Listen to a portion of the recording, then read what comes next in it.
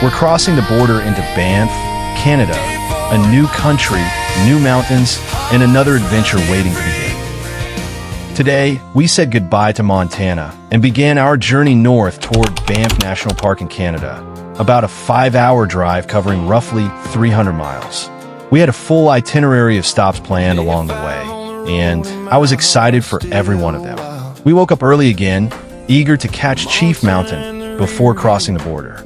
The border didn't open until 8 a.m., so we had a little time to explore and film. Before we left our motel, I took the drone out to capture some footage of the dirt road we had driven down the night before, the same one that looked so eerie after dark. In the morning light, though, it was stunning. Rolling fields, rugged hills, and that wide-open Montana sky.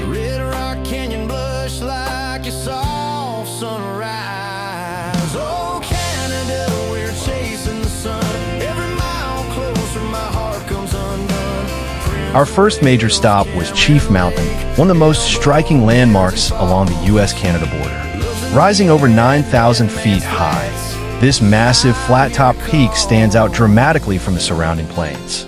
It's part of the Rocky Mountain Front Range, and you can actually see it from miles away as you approach. But Chief Mountain is more than just a geological wonder. It holds deep spiritual significance for the Blackfeet Nation.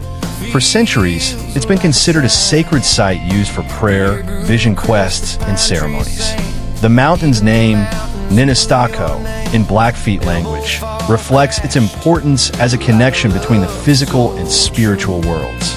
After taking in the view and grabbing a few more drone shots, we finally crossed the U.S.-Canada border and officially entered Alberta. Our first destination on the Canadian side was Waterton Lakes National Park, which is essentially the northern extension of Glacier National Park. Together, the two parks form the Waterton Glacier International Peace Park, a UNESCO World Heritage Site and the first of its kind in the world, created to symbolize friendship between the U.S. and Canada. Our goal here was to hike the Red Rock Canyon Trail, a short and easy 0.7-mile loop that takes about 30 minutes to complete. Despite being short, it's incredibly unique. The canyon walls are made of brilliant red argillite rock, giving the entire area this vibrant crimson glow, especially when the sunlight hits it. A crystal clear stream runs through the canyon, carving out smooth curves in the rock over thousands of years. It's one of those places where every corner feels like a postcard.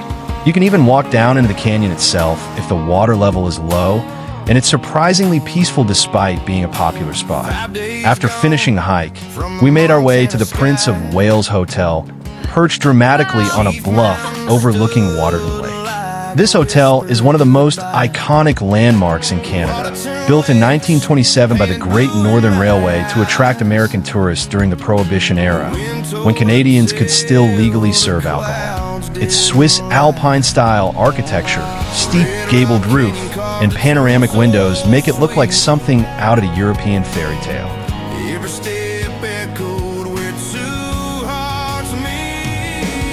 Inside, it's like stepping back in time.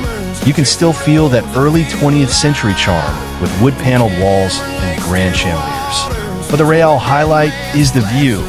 From the lobby's massive picture windows, you get a breathtaking panorama of the lake and surrounding mountains. It's hands down one of the most photogenic hotels in North America. Next, we continued up the winding road to Cameron Lake, located about 10 miles from Waterton town site. This glacier-fed lake sits right at the base of towering mountains, and part of it actually crosses into the United States. The water is so clear and calm, it looks like glass, perfectly mirroring the snow-dusted peaks around it. Locals told us that bears are often spotted here, especially early in the morning or late afternoon, but we didn't see any this time. Still, it was peaceful and incredibly scenic, definitely a spot worth visiting. From there, we hit the road again toward Elbow Falls, a small but beautiful waterfall located in the Kananaskis region about an hour outside of Calgary. The falls are part of the Elbow River, and while they're not huge, the setting is gorgeous. Turquoise water rushing through rocky terrain surrounded by pine forest. It's a favorite local picnic spot, and I can see why. After taking a few photos and soaking in the scenery, it was time to push through the final leg of the drive. Along the way, we passed herds of cows wandering along the road again, plus a few deer grazing near the forest edge. Those little encounters really make you appreciate the untouched nature of the region. By the time we arrived at our Airbnb in Dead Man's Flats, just outside of Banff, we were wiped out. The place cost around $1,000 for 5 nights, but it was hands down the nicest spot we've stayed in so far. Modern, cozy, and perfectly located for exploring Banff and the Canadian Rockies. Today was mostly a travel day, with more driving than hiking, but it was still packed with beauty, history, and great memories. Tomorrow, we're waking up early again, this time to see Lake Louise and Moraine Lake, two of the most famous and breathtaking spots in all of Canada. See you tomorrow for what's sure to be another incredible adventure. Today is day 6.